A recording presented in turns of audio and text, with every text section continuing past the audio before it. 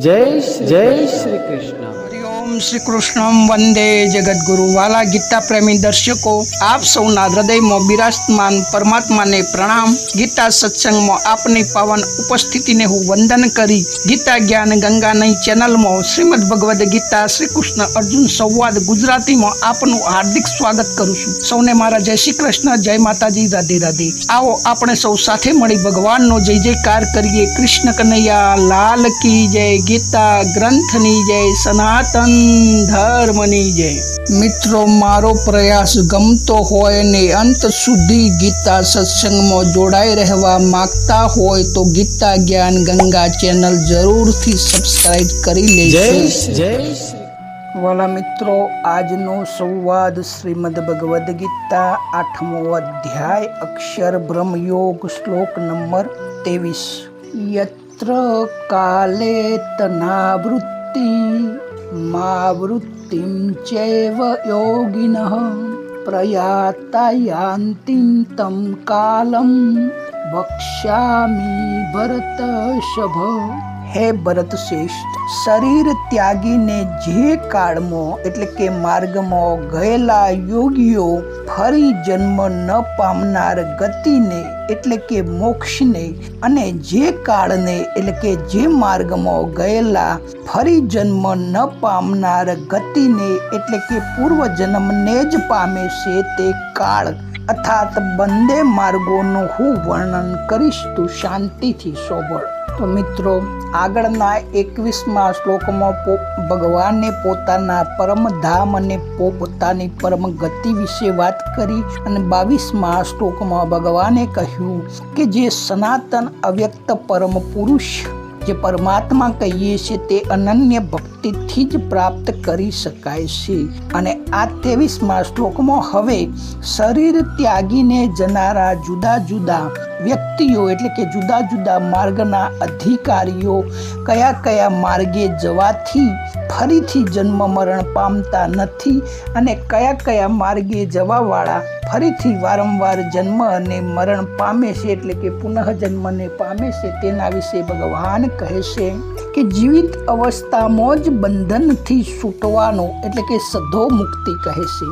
અહીં મુક્તિઓની વાત છે, અલગ અલગ મુક્તિના પ્રકાર ભગવાન વર્ણવે છે કે જેઓ અહીં જ ભગવત પ્રાપ્તિ થઈ ગઈ, આ જ જન્મમાં ભગવાનની ભક્તિ દ્વારા અથવા જ્ઞાન દ્વારા મુક્તિ થઈ ગઈ, ભગવાનમાં અનન્ય ભક્તિ થઈ ગઈ, અનન્ય પ્રેમ થઈ ગયો, તેઓ અહીં જ પરમ સંસિદ્ધિને પ્રાપ્ત થઈ જાય છે। તેમના માટે કોઈ માર્ગ કે કોઈ વિશેષ ક્રિયાની જરૂર નથી, પરંતુ એના સિવાયના જે બીજા સાધકો છે, બીજા માર્ગના પથિકો છે, જે કોઈક સૂક્ષ્મ વાસનાને કારણે બ્રહ્મલોકમાં જાય છે એટલે કે ઊંચા લોકમાં જાય છે અને ક્રમશઃ બ્રહ્માજીની સાથે મુક્ત થઈ જાય છે, તેમની સાથે જે મુક્ત થાય છે તેને ક્રમશઃ મુક્તિ કહેવાય છે, ક્રમ મુક્તિ કહેવાય છે।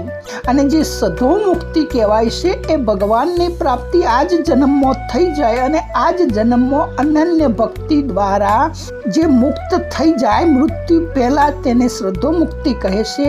અને જે બ્રહ્માજીના લોકમાં જાય મૃત્યુ પછી અને તો બ્રહ્માજીની સાથે રહી મુક્ત થાય તેને ક્રમ મુક્તિ કહે છે, ક્રમશઃ મુક્તિ કહે છે। તો જેઓ કેવળ સુખ ભોગવવા માટે જ બ્રહ્મલોકમાં જાય છે તેઓ તો ફરી પાછા પુનરપી મરમ વારંવાર જન્મ મરણ લેવા મૃત્યુલોકમાં આવે જ છે।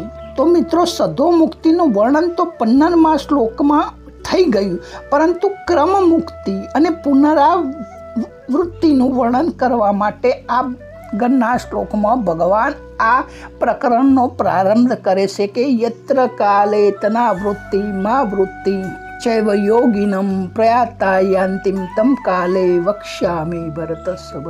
તો પાછળ છૂટી ગયેલા વિષયનું લક્ષ્ય પ્રાપ્ત કરવા માટે અહીં તું અવયવનો પ્રયોગ કરવામાં આવ્યો, એટલે ઉર્ધ્વગામી ગતિ એટલે કે ઊંચા લોકોમાં ગતિવાળા કાલાભિમાની દેવતા જે માર્ગથી લઈ જાય છે, જેમ આપણે નરકમાં કે સ્વર્ગમાં કે ગમે તો લઈ જવા પહેલાં આપણે નથી કહેતા કે જમ આવે છે, યમરાજા લેવા આવે છે, તો અહીં ભગવાન એ કાલાભિમાની દેવતા કે જે તે વ્યક્તિ જે તે લઈ જાય છે. દાખલા તરીકે વૈકુંઠમાં જવું હોય તો ભગવાનના પાર્ષદો આવે, શિવલોકમાં તમારી ગતિ હોય તો શિવના પાર્ષદો આવે, વિષ્ણુના લોકમાં જવું હોય તો વિષ્ણુના પાર્ષદો આવે, બ્રહ્માના લોકમાં જવું હોય તો બ્રહ્માના પાર્ષદો આવે, અને બીજા બધા સમજ્યા લોકોમાં જવું હોય તો યમરાજાના પાર્ષદો આવે, યમ આવે, અને આપણા કર્મ અનુસાર આપણને જે તે લોકમાં લઈ જાય. ચિત્રગુપ્તનો ચોપડો ખોલી જે તે તમારું કર્મ પ્રમાણેનું વર્તન હોય તે પ્રમાણે તમારી આગળની ગતિ થાય એવું શાસ્ત્રોમાં વર્ણન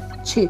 તો એ ભગવાન કહે છે કે ઉર્ધગામી વાળા એટલે કે ઉપરના લોકોમાં જવા વાળાને કાલાભિમાની દેવતા જે માર્ગથી લઈ જાય છે તે માર્ગનો વાચક અહીં કાળ શબ્દ લેવામાં આવ્યો. કેમ કે આગળના 26મા અને 28મા શ્લોકમાં આ જ કાળ શબ્દને માર્ગના પર્યાય વાંચીને ગતિ શબ્દ આપ્યો અને શ્રુતિ શબ્દ આપ્યો.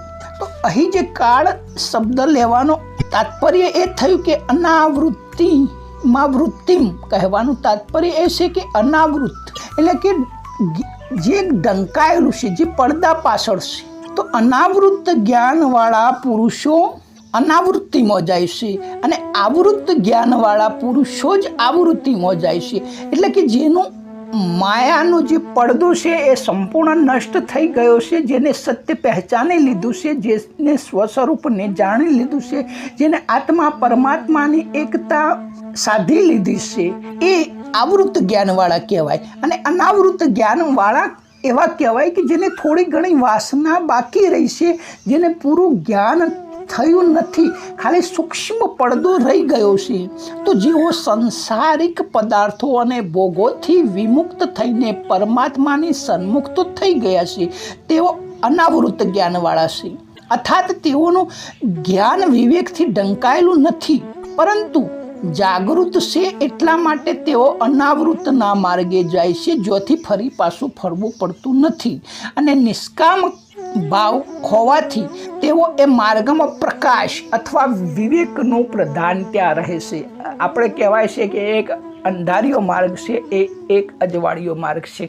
જે ઉર્ધ્વગામી ગતિ કરે છે, ઉપરના લોકોમાં જાય છે, એ પ્રકાશવાળો માર્ગ છે, અને નીચેના લોકોમાં ગતિ થાય છે, એ અંધકાર ભયો માર્ગ છે, એવું અહીં ભગવાનનું કહેવું છે. તો અંધકાર મતલબ જો વિવેકનું પ્રાધાન્ય નહીં, અને જો પ્રકાશ, જો વિવેકનું પ્રાધાન્ય કે મારે શું કરવું ના શું કરવું, એ જ્ઞાનરૂપી પ્રકાશ છે. પેલાની અંદર જ્ઞાનરૂપી પ્રકાશ નથી, એટલે નીચેના લોકોમાં જાય છે. તો પરમાત્માથી જે વિમુખ થયેલા છે તેઓ આવૃત્ત જ્ઞાનવાળા છે, અર્થાત તેઓનું જ્ઞાન વિવેક નથી, એટલે ઢંકાયેલું છે.